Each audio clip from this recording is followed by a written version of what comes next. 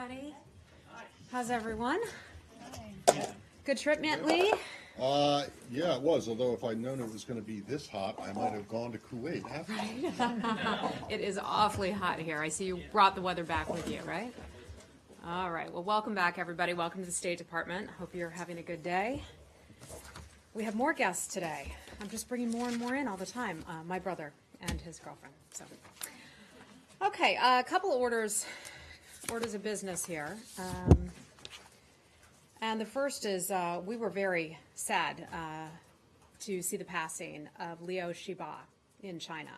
As you saw from the statement that the Secretary issued today, we join those in China and around the world in mourning the tragic passing of the 2010 Nobel Peace Prize laureate Liu Xiba, who died while serving a lengthy prison sentence in China for promoting peaceful democratic reform.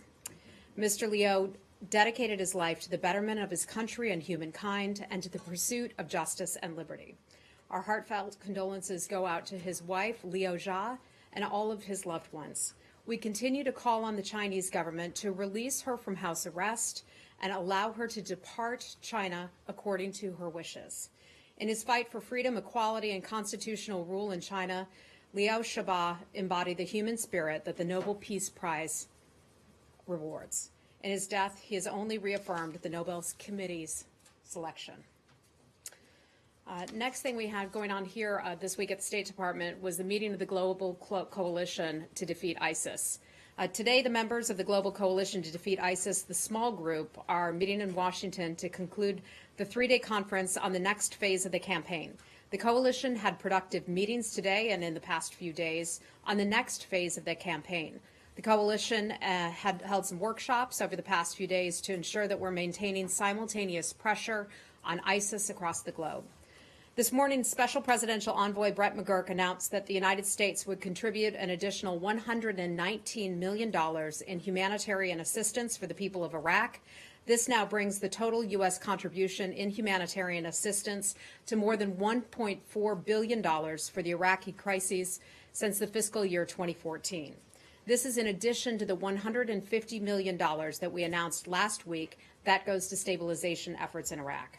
With the new assistance, the United States is now providing additional emergency food and nutrition assistance, safe drinking water, hygiene kits, improved sanitation, emergency shelter, and protection for Iraqis who have been displaced.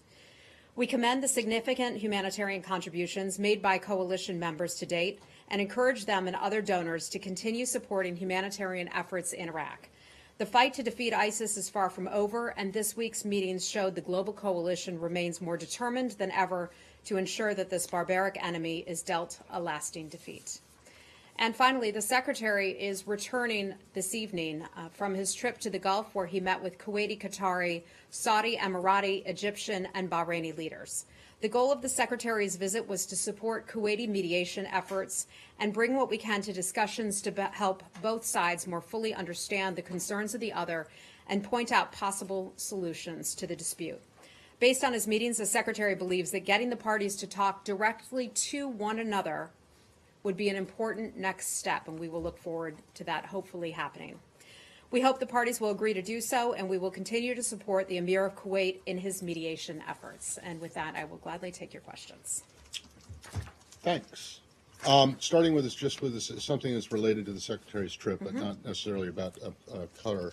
On Monday, when he was in Istanbul, he talked about efforts to building on the ceasefire that you guys negotiated with the Russians in the south. He talked about doing something in the north with the Turks, and then the president in his comments today talked about doing something else, another truce with the Russians. Is this the same thing, or is this something different? I'm not sure if that would be the same thing or if that's something different. I know we're looking to this area in southwestern Syria where there's the ceasefire that is holding right now. We're now 4 days into it or so, I believe, hoping that we can build upon that and broaden that out to other parts of the country. But I'll check back into that for you if you like. And then related to that, I saw that on Tuesday you were asked about this Amnesty International report on the situation in Mosul. Have you had a chance to look at that, and what do you make of its findings? Look, the first thing I would say about the Amnesty International report is that's something that some people certainly here have seen. I've not personally reviewed it myself. In terms of civilian casualties, that's something that I can say the coalition always takes every effort to try to mitigate against any humanitarian or any civilian casualties. It's obviously a very complex situation in Iraq, especially in Mosul, where ISIS has been dug in for quite some time. Folks have raised the issue, why did it take so long to achieve some semblance of victory in Mosul? And that's because ISIS had been dug in so hard. So the coalition takes every effort, as does its partners, to try to mitigate against any kind of civilian casualties. Well, but do you accept the conclusions of the report? How would you exactly state the conclusions, Well, Matt? there's a civilian catastrophe. It took the Iraqi forces and the Peshmerga to task for going after civilians under the aegis, kind of the United States. I think what I would say about that is let's remember the real focus of the humanitarian and civilian casualty situation in Iraq, and that is ISIS. And we talked about this the other day. Were it not for ISIS forcing so many people from their homes, and now through the work of the coalition, many people, hundreds of thousands of people, have been able to go back to their homes in Mosul alone. And so the real focus, the real reason why there has been misery in Iraq and Syria as well is because of ISIS, not the coalition and not the coalition partners. Okay, but does that mean that you do not accept the findings of this report? I mean, do you not think that this is a problem, the civilian? Look, I know that if there are... Obviously, I mean, ISIS aside, civilians. This report says that civilians have suffered badly. The Department of Defense puts together a civilian casualty list at the end of I believe it's at the end of every month, but I know that they do that on a monthly basis. So then I would refer you to that. I know it's something that we take very seriously. Let me underscore that again. We take civilian casualties very seriously. The United States, its coalition partners, the Department of Defense, all of the folks working on behalf of the United States and the coalition continue to work very hard to ensure that this kind of thing does not happen. Does that mean that you're not going to comment on Well, that? look, I do know this. I can tell you that the Department of Defense and other U.S. government entities were not consulted when it came to looking at that report or weighing into that report. So I think that is indicative that the report wasn't fully formulated without getting our input as well. Okay, well, but so the reason that I'm asking it, and the reason I'm asking it like this, is that it seems to be, and this is not just something that unique to this administration, but for many over the course of the last four or five administrations, when Amnesty or another human rights group comes out with a report on a country that you don't like, they like North Korea or Syria, and they don't consult those governments when they do those reports. You guys accept it, and you even talk about it and praise the reports from the podium and say, this is, like chemical weapons in Syria. But when they come out with a report that is on a country that is an Matt, ally... I'm just saying we weren't consulted on that report. The Department of Defense puts together a very thorough a very thorough civilian casualty list every month.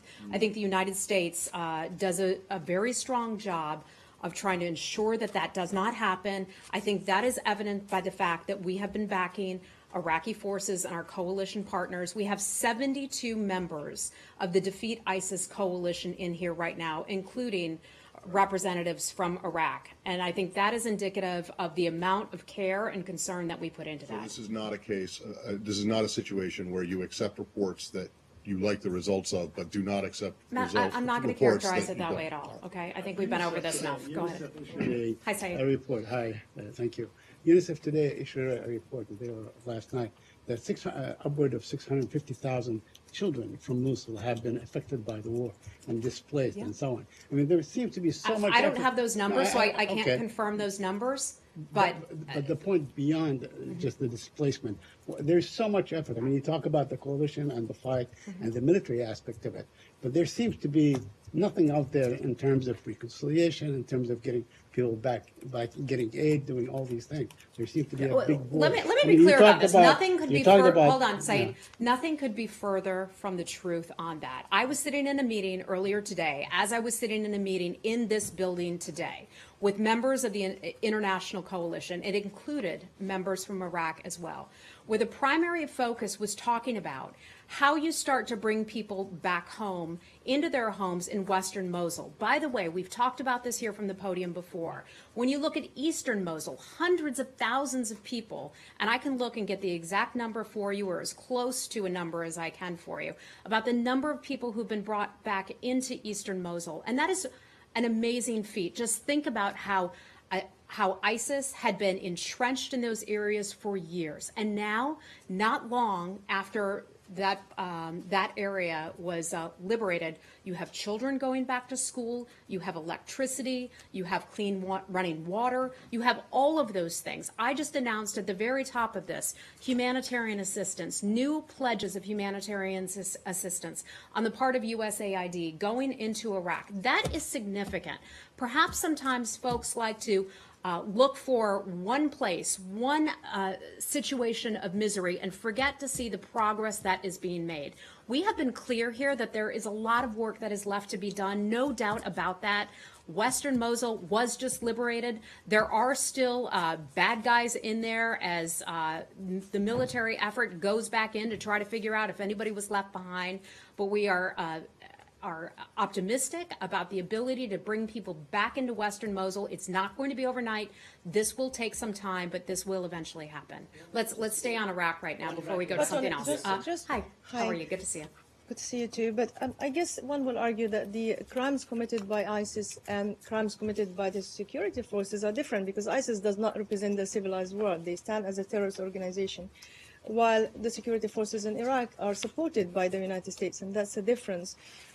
So, in this equation, you cannot really say that there is a progress, which there is, and everybody acknowledging that. But at the same time, you cannot condemn what the Iraqi security forces alleged to be doing. I can say this: that the Prime Minister of Iraq has, from what I understand, has taken this quite seriously.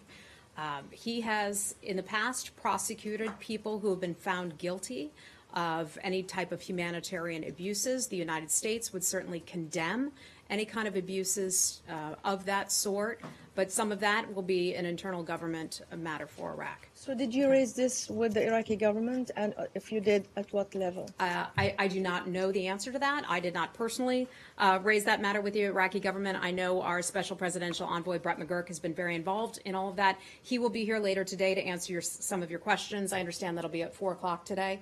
So if you have some of the more detailed questions about that, perhaps Brett can answer those this afternoon. Okay, let's stick on Iraq. So, on the abuse of human rights by Iraqi forces in Mosul, the report talks about that a lot as well. And Iraqi forces, as you know, is a predominantly Shia force that provided weapons, U.S. weapons. They've been trained by the Americans. It seems to me, as a reader of that report, that the United States didn't have a mechanism in place, a robust one at least, to watch Iraqis to not carry out human rights abuses while using U.S. weapons, while being trained by the United States. I know that the United States takes those allegations very seriously. Okay, we have talked about this from this podium before and from this room before. Special Envoy Mr. McGurk will be here later today, and perhaps he can answer some of those questions. Again, we take those allegations seriously. We always have.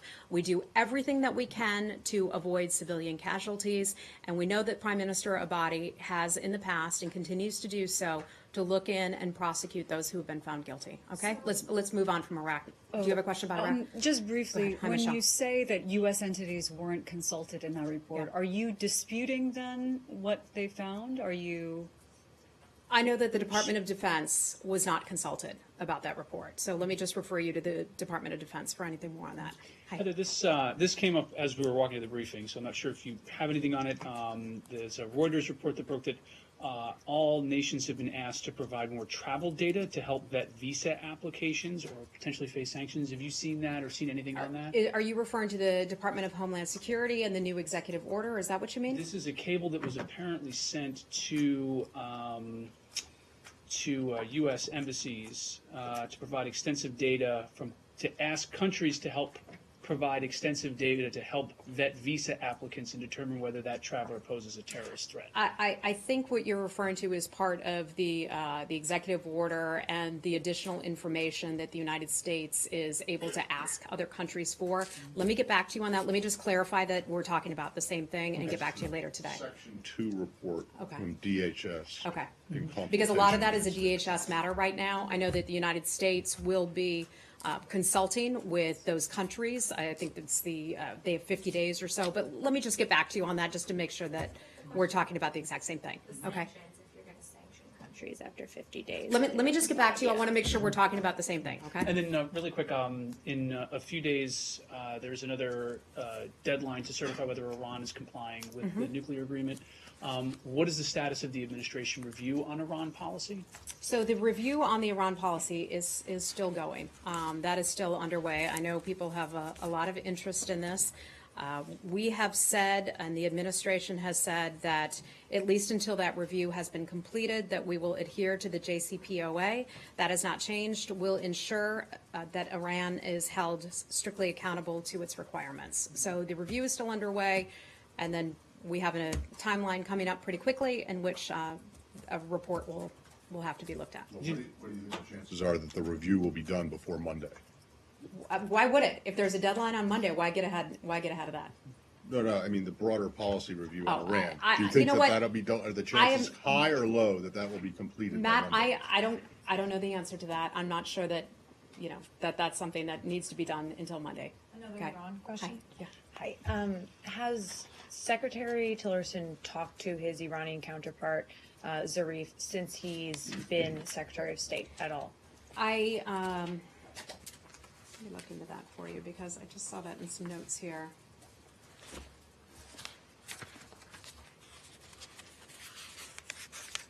I do not believe that he has. We certainly have various diplomatic channels, lines of communication that can be used to communicate with the Iranian government. My understanding is that we have not, but I'm not going to get into any comments or questions about private diplomatic conversations. And what would the rationale for a new Secretary of State not reaching out to his counterpart in Iran be? It's a hypothetical. I'm just not going to get into that. Thanks. Secretary Tillerson said, I think, at a hearing, during the budget hearings maybe, that he wasn't opposed to talking to the Iranians, but it wouldn't just be talk for talk's sake. There would have to be a reason to talk. So are there certain kind of conditions or, actions that Iran would have to take before there could be talk about, for instance, a political solution in Syria, which, obviously the U.S. and Iran are both interested. That's not a parties. subject that I brought up with him recently. We've been pretty focused on what's going on in Qatar. We've been pretty focused on Russia and on Syria and Iraq as well. So Well, presumably he's very involved in the. certainly, I just Iran haven't asked review? him. I just haven't asked him that question. Okay. All right. Anything else on Iran? Could Yes. you give us like a summation of what's going on? What did the Secretary achieve, or what did he not achieve? I'm sorry. What did he what? What did he accomplish, and what is Well, hoped to be certainly been accomplished? very hard at work over the past few days in doing his shuttle diplomacy and meeting with a whole lot of people in the region. As you know, his visit was in support of Kuwaiti mediation efforts. We continue to thank Kuwait for the hard work that they have done in trying to bring both sides together on this. I know that the Secretary would like to see this resolved. We've seen some progress in that, and we hope that both sides will be willing to sit down sometime in the near future to actually have a conversation about what those grievances are.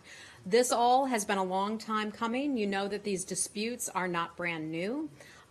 Tensions in the past have been fairly raw, so it's going to take some time to get these parties together. Just last week, we characterized this as possibly at an impasse. So the mere fact that the Secretary's been there, talking to both sides of this and encouraging them to sit down and have a conversation, I would see as subtle progress. But the statements that came No, out. I think this is subtle progress. I think the fact that the Secretary was there talking with both sides is an important step in the right direction. Today, Go ahead, Michelle. just follow up Saeed, very let quickly. the lady Sorry. first. Come on, Saeed. Go ahead, please. Yeah. Michelle, go right ahead. You- All right. Anyway, so when you describe it as subtle progress, are you framing that around just the fact that they were talking, or would you say that there's any movement on the side of the Quartet? So I'm not going to characterize what the parties themselves are doing individually at this point, because I think that's really up for the individual parties to do that. But the fact that they're having conversations with us, the fact that they're meeting with the Kuwaitis, I think is a step in the right direction. So does the Secretary have a framework for what happens next? I mean, has he set up a kind of organized system of here's when we're going to meet next or speak next? And would you describe this as still an impasse then? I think I answered that with Felicia, so I wouldn't describe it that way. We are, sort of subtly optimistic about this, but we are also realistic in that this could take a lot of time. These have been long simmering tensions, and that certainly hasn't changed. Is he disappointed? Does he feel like this? I think we've made some steps forward. I mean, I think we are hoping that both sides will be willing to sit down and talk with one another. That is something that we would certainly hope for. We hope that they're willing to do that, but it's ultimately their choice. We do know, and we can go back to the Riyadh summit and the agreements that all the parties came to at the Riyadh summit, and that was to do more, to work together, to combat terrorism, to combat terrorism financing. So we all agreed to that. We expect that the nations will ultimately, in the end, get back to those principles. Can I ask about this MOU that the Secretary signed with the Qataris?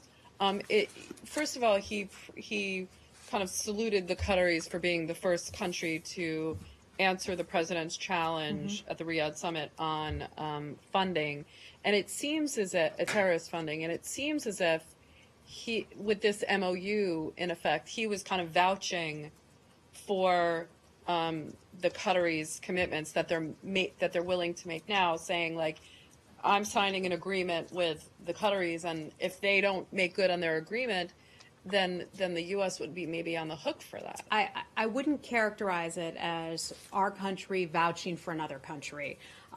It's an arrangement. It's an understanding. That is something where we anticipate and hope and would expect that the other nation would follow through on the arrangement, on the understanding.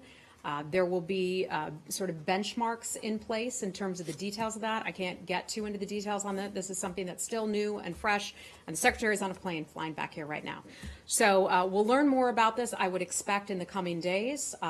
Just how thorough those details are that I'm able to give you, that I just don't know yet. We talked a little bit about this the other day, but I just want to go back to some comments made by an aide of the Secretary saying that nobody's hands were clean here, and kind of seemed to be pushing in the direction of criticizing the Saudis and the Emiratis and other countries for using this issue as a pretext to crack down on Qatar. I mean, how was the Secretary received after those comments in the region? I think there are concerns on all sides. This has obviously been a difficult situation, I think, for all sides to try to resolve. I think the Secretary is welcomed, as are the Kuwaitis, in being member countries that, when I say member countries, I mean people who are willing to work together to try to resolve this dispute. So I think that is welcome, and if we can get the sides to come together, then that would certainly be a good thing. Okay, let's move on now. Anything else? Nike, go right ahead. Can we move on to China? Okay. One question.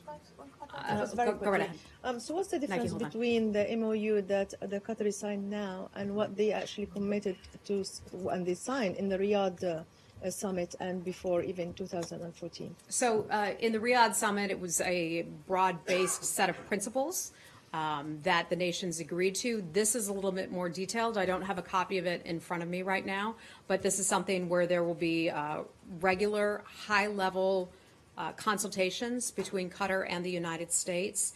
It's sort of a form of a counterterrorism dialogue. There'll be benchmarks in place.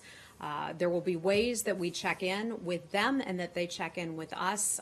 In terms of the details, I hope to be able to give you more in the coming days, but that's all I have for you right now. Will you make it public? I don't know that that will be, because this is an arrangement between nations. I'm not sure that we will be able to make this public. That might fall under diplomatic arrangements and dialogue, so I may not be able to provide that for you. Hopefully I will know more, though, in the coming days. Okay, let's move on.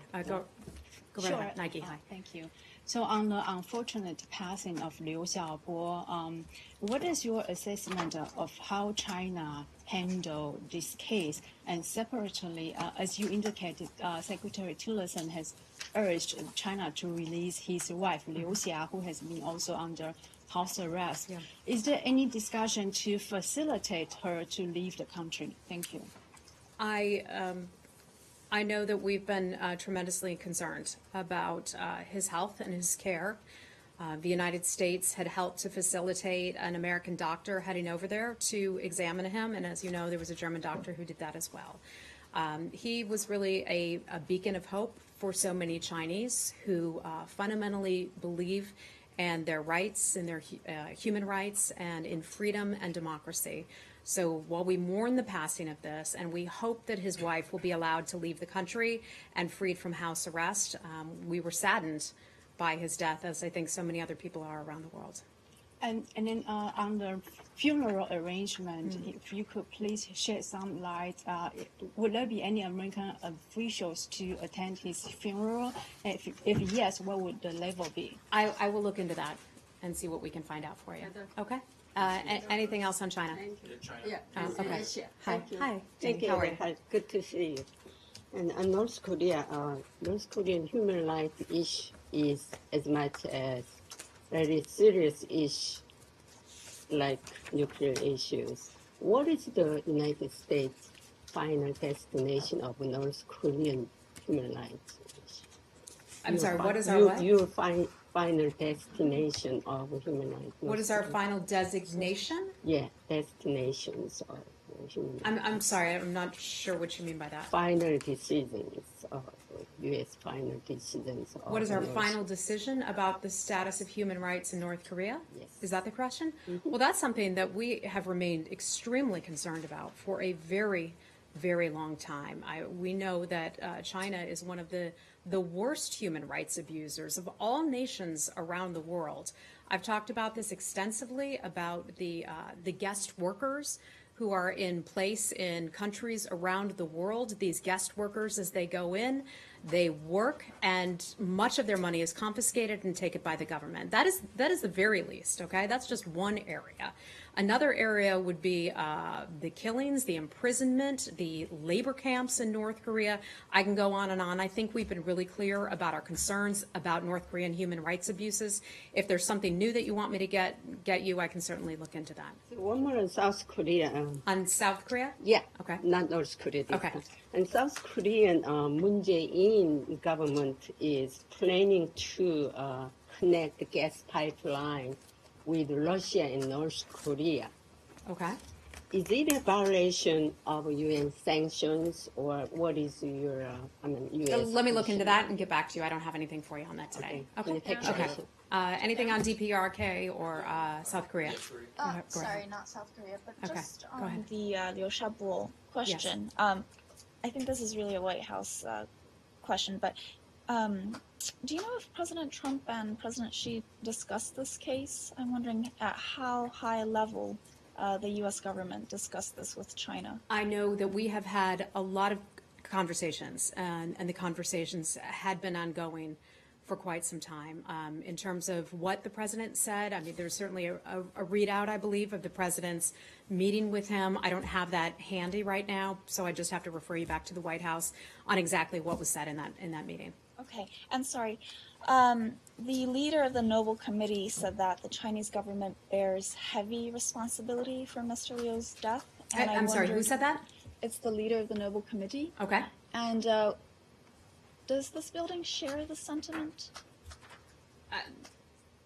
Does the building share the sentiment that China bears responsibility? Right, yeah. Look, I know he is someone who was a beacon of hope and was treated poorly by the Chinese government, imprisoned repeatedly over the years for promoting democracy, promoting freedom, and promoting human rights. I can't get into his, he was diagnosed with cancer at some point. I'm not going to draw a conclusion between being diagnosed with cancer and the government's treatment of him, but we were very concerned with the health care that he received by the Chinese, that we had called upon them to allow him to be released along with his wife so that he could get treatment where he needed to. Okay, let's move on from that. Okay, Greta, hi, how are you? Do you have any comment on the reports of new sanctions on small Chinese banks with business ties to North Korea? So that would be something under the Treasury Department. We had announced some new sanctions about a week and a half or so ago. That came under Treasury as well. But I think that would fall under sort of the category of the third-party sanctions, and that's something we have talked about a lot, where the United States is asking China, the United States is asking nations around the world to do more to adhere to not only Security Council resolutions, but the expectation that we have that countries around the world will do their part in not funding or adding to the money that would end up going to North Korea, because we believe that that goes to its weapons program. Okay? Anything else on DPRK? Japan. Okay, hi. Bill Hagerty was just confirmed by the U.S. Senate as ambassador to Japan. Do you have a statement, and what are your expectations for his role? We are looking forward to having him join Japan as our next U.S. ambassador. He's spent a good deal of time over there. I know he's steeped in the issues. I don't have a statement for you just yet on that, but we look forward to having him represent the United States in Japan. Okay, hi. Hi, do you have any more on what exactly happened with the Afghan girl robotic team and their visa? Why was their visa denied in the first place, and how did they eventually get it? Well, you know what I'm going to say, right? In terms of visas, anyone's visa, and why a visa is granted or why a visa is denied is always something that is going to be kept confidential. That's not because I want to keep it confidential. That's not because the State Department does, but it happens to be U.S. law. So I can't get into that. I can say that we are very happy to have these young girls be able to come here to the United States to participate in this robotics competition. I have a second grader. My second grader does robotics. So I know how much that means, especially as a parent, much less girls coming from Afghanistan. So we're looking forward to having them come here. We'll be watching them. We hope that they do well in the competition and are happy to have them here. There is something called parole authority. So, and that falls under the Department of Homeland Security. This was an issue that the president noticed that Dina Powell had then addressed yesterday. And so the Department of Homeland Security was able to take a look at this. I'll let them address this with you. But under this authority, the United States can temporarily grant based on either humanitarian reasons or significant public benefit, as I understand it, a short-term ability to come into the United States. So anything beyond that, I'd ask you to talk to DHS. Well, does that mean parole, the fact that parole had to be used would suggest, and let's just put it in not this specific context, because you won't talk about these visas specifically, would suggest that the reason for ineligibility stands. That, in other words, that if parole is the only way a person can get into this country, that the decision made by the consular officers at post stands. The consular officers, as I understand it, under law and the way that they handle visa adjudications, once a visa is denied, that is not able to be reversed, that decision is not able to be reversed. In other words, so the decision that was made at post that these girls or anyone was ineligible for a visa stands. I can't then, comment on that. Then one wonders why the immigration law is such that it determines, or that someone looking at it determines, that a bunch of teenage Afghan girls are somehow a threat to the United States, or are somehow or otherwise ineligible for an American visa. I think commenting on that, as much as I would like to be able to share with you more about this, I can't. I can't because it's a visa confidentiality, but I can tell you that it is not reversible once a consular affairs officer denies someone's visa. DHS took it up. They have the ability to do so. Anything beyond that, DHS would have to answer that. Right, but I mean, it remains the State Department's position that someone who can only get into the country on parole is ineligible for a visa, correct? I wouldn't conflate one with the other. That is DHS, that's a different department, that's a different kind of program, that's not a program that we administer here. But Stan Okay. apparently denied the visas twice before the parole was granted. I can't comment on that. Again, that would come under visa confidentiality. DHS made its decision, and so we're now glad that the girls are coming to the United States and Would wish that them well. initial decision be reviewed then, and whatever? I know that our people at very senior levels in Afghanistan were involved in this, and I'll just leave it at that. So if Okay? parole, if visa information is completely confidential and you can't discuss it, why is parole information available? And then why didn't you give parole You have to talk to DHS about that. Again, that's why a wasn't, DHS why wasn't program. the Iranian doctor who was stopped in Boston and sent back, why wasn't he given parole? I mean, it would seem to me that this guy is a cancer researcher. The public benefit to him being in the country might be a little bit more than a bunch of girls going to a robotics competition, as wonderful as that is. I'm not familiar with the specifics of the case. I know that this individual you're referring to was turned away. I think that falls under Customs and Border Protection. I know it seems like people would want to paint, the federal government and certain departments here as a bunch of meanies for not letting some people in. There are reasons for this, okay? I know the people who do these jobs, whether it's here or whether it's at DHS or Customs and Border Protection, take their jobs very, very seriously. Clearly. Yeah, but so those original decisions then, is the State Department now seeing those as mistakes? Again, I stand by it. I'm not going to get into talking about the visas and why the visas are denied. I can just tell you, our people take these very seriously. So, Can you talk about the president's involvement in this? He seems that he kind of heard about the case and asked the State Department and DHS to kind of work together to try and find that. I know that the president, as did a lot of other people, heard about this case. We're very interested in it. I know that Ms. Dina Powell took an interest in it as well. I know that others at the White House were asked to take a look at the case, and I'll just leave it at that. Okay? Along these same lines, I was told earlier this week that you guys have finally decided on the P2, the Iraqi, refugee. Let me see if I can find that for you here. Refugee P2 status for former Iraqi translators for the U.S. military, and that you have determined that working for the U.S. military as a translator in Iraq, as a contractor, is not necessarily a bona fide relationship with an entity in the United States. And I would just like to ask, how is that possible? If you were working for the U.S. military, risking your life, how do you not have a bona fide relationship with an entity in the United States? You were paid by the Pentagon. It wasn't like you were getting paid in cash on the side. Well, maybe some people were, but by a commander to serve as I don't even know what, as kind of a personal servant or something. They were being paid by the U.S. government. How is it possible that you guys could come to the determination that such a employer-employee relationship is not a bona fide relationship? I'm trying to find it here, Matt, because I knew you would ask me about this. You were like a dog with a bone. You never forget. I said, you're like a dog with a bone. You never forget. Yeah. Hold on one second. Let me continue to try to find this. Until the bone is all gone. Well, then you take another bone. Right. Bear with me here, gang.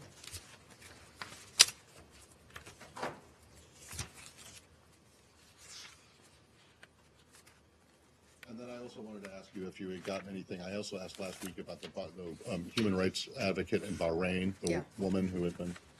Yeah.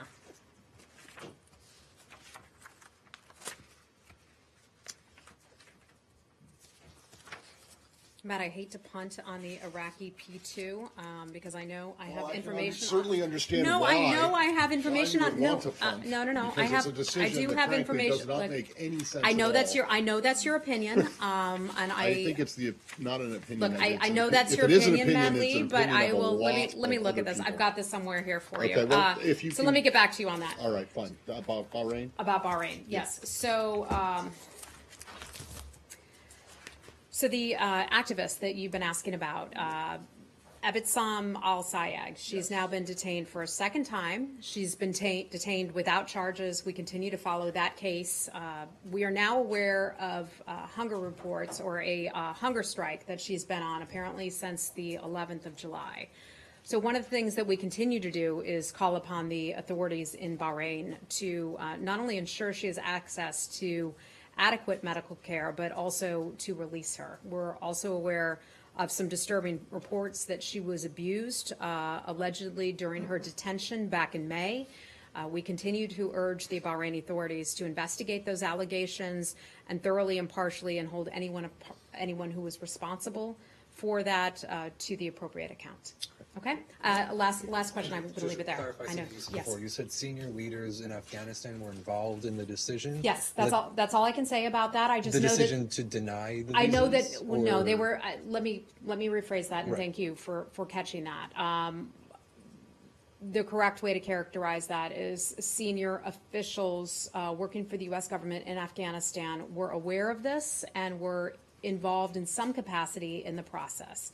My understanding is that I don't believe that additional staffers can weigh in on visa adjudications, but I don't want to get too into the weeds on that one because I don't want to give you the incorrect information about how exactly visas are adjudicated, but I just can tell you that people were aware of this. No. This is something that we've paid close attention to over the past few weeks, and leave it at that. Thanks, everybody. We have to wrap it up. We're over, and 4 o'clock today. We hope you'll join us for Brett McGurk, the Special Presidential Envoy. Thank you.